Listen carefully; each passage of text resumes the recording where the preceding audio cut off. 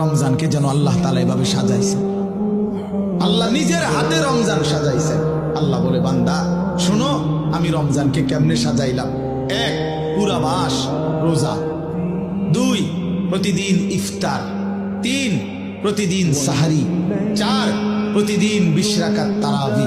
5, শেষ দশকে এতেকাফ। 6, শেষ দশকের বেজর রাত্রিতে শবে কদর। এরপরে 7, একটা নফল একটা ফরজের সমান। 8, একটা ফরজ 70টা ফরজের সমান। 9, প্রথম দশক রহমত। 10, মাঝখানের দশক মাগফিরাত। 11, শেষ দশক জাহান্নাম থেকে মুক্তি।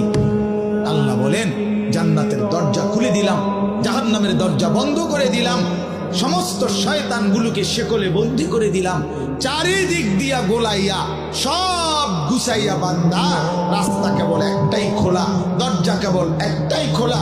পুরা রমজান রাতে আসো, দিনে আসো, দুপুরে আসো, শুধু আমার গোলামি করবা, গুনাহ ছেড়ে দিবা। আর একটা